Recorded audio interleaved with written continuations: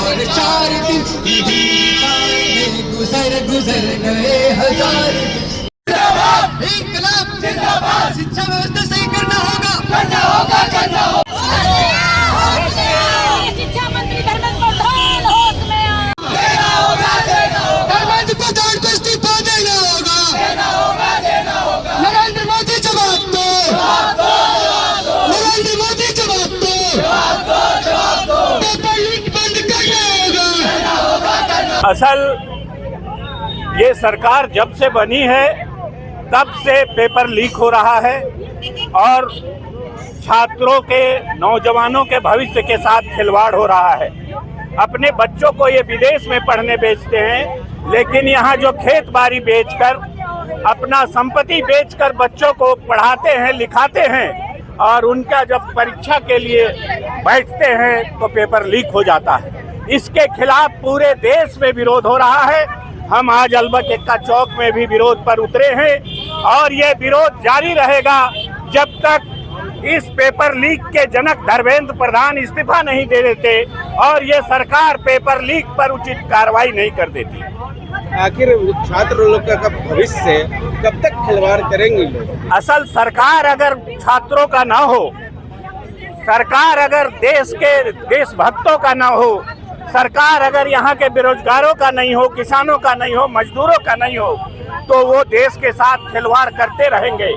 जो मंदिर का चंदा चोरी कर लेता हो, जो चढ़ावा का पैसा गबन कर लेता हो, उस सरकार से आप क्या उम्मीद कर सकते हैं? जिस मंदिर के नाम पर ये पूरे देश में लोगों को राम भक्त बनाने का कसमें खाते थे, उसी मंदिर में रंगे हाथ आरएसएस और बीजेपी के लोग, विश्व हिंदू परिषद के लोग चढ़ावा चंदा चोरी करते हुए पकड़े गए।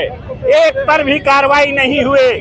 ये चोरों को संरक्षण देने वाली सरकार हो, चाहे वो पेपर चोर हो, चाहे रोजगार चोर हो, चाहे वो मंदिर का चढ़ावा चोर हो, ये चोरों को संरक्षण देने वाली सरकार है। इसीलिए इस सरकार के खिलाफ लड़ाई जारी रहेगी, जारी है। और जब तक ये सरकार जनपक्षी नीतियों को सामने नहीं लाती है, धर्मेंद्र प्रधान का इस्तीफा नहीं लेती है, छात्र नौजवानों के भविष्य की गारंटी नहीं करती है, तब तक हमारी लड़ाई जारी रहेगी। जो हमारे अभी के शिक्षा मंत्री वो इस्तीफा दे दे। हम अपनी दीदी को सपोर्ट करने आए क्योंकि जब भी वो एग्जाम देती है मुझे लगता है कि आज होगा, कल होगा, 1 साल बाद होगा, 2 साल बाद होगा। फिर 2021 से ही प्रयास करते आ रही है, 2026 आ गया, 6 साल हो गया जब से ग्रेजुएशन कंप्लीट हुआ है, तब से वो एग्जाम ही दे रही है। बाकी लोग भी पूछते कि तुम्हारी दीदी एग्जाम देती है कब?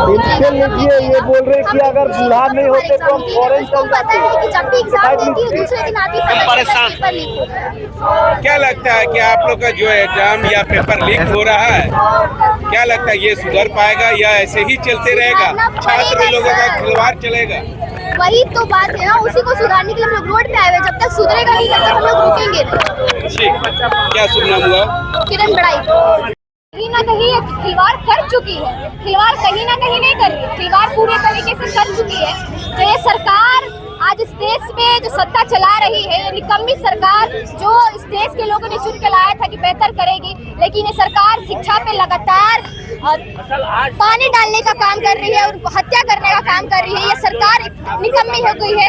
नीट का पेपर लीक हो जाता है जिस वजह से 22 छात्र सुसाइड कर लेते हैं, फिर भी इस देश के कानून, इस देश की सत्ता के कानून में जू तक नहीं रेंगती है कि यहाँ के स्टूडेंट, यहाँ के नौजवान, यहाँ के युवाएं किस तरीके से क्षतिग्रस्त हो रहे हैं अपनी पढ़ाई को लेकर, शिक्षा को लेकर, नौकरी को लेकर, रोजगार को लेकर। और वही सुप्रीम कोर्ट यहाँ आकर सुप्रीम कोर्ट बोलती है कि जो भी युवाएं जो बेरोजगार है वो कॉकरोच है, पैरासाइट्स है, जो लगातार एक्टिविस्ट है वो पैरासाइट है। तो चीफ जो बैठे हुए सिटिंग जज है वही ऐसा बयान दे रहे हैं। ये तो बहुत दुर्भाग्य की बात है, इस लोकतंत्र में शर्मनाक बात है।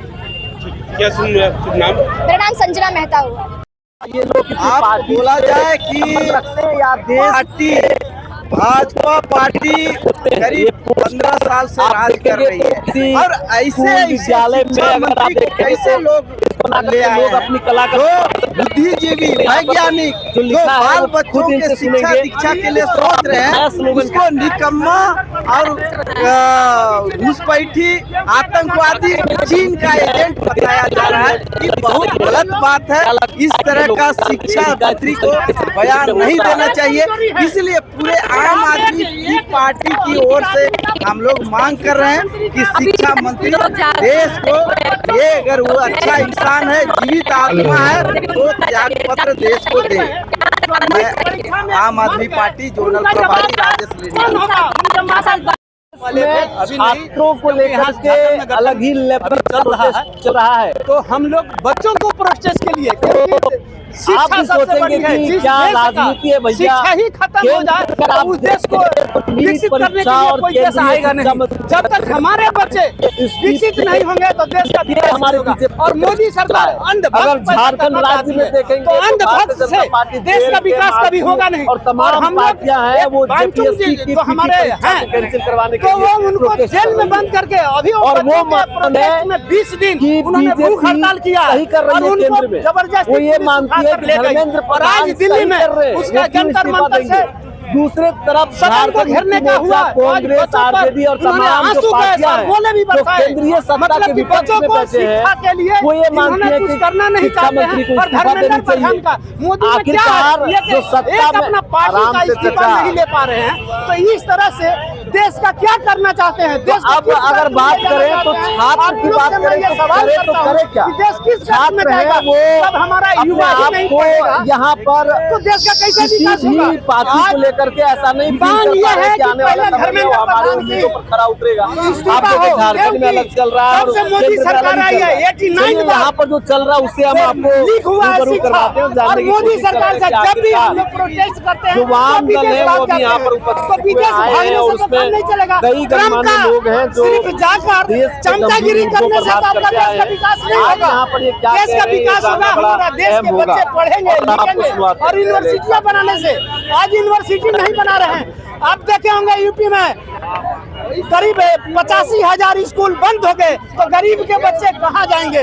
हम सवाल मोदी सरकार से पूछते हैं कि बच्चे गरीब के बच्चे कहाँ जाएंगे पढ़ने के लिए? आप 10 किलोमीटर दूर रख दोगे तो बच्चे तो जा नहीं पाएंगे। इसका मतलब है कि वो बच्चे को आप पढ़ाना नहीं चाहते हो, आप अंधभक्त पैदा करना चाहते हो। तो जब तक अंधभक्त इस तरह पैदा होंगे तो गोबर ही खाते रहेंगे और देश का विकास कभी होगा नहीं।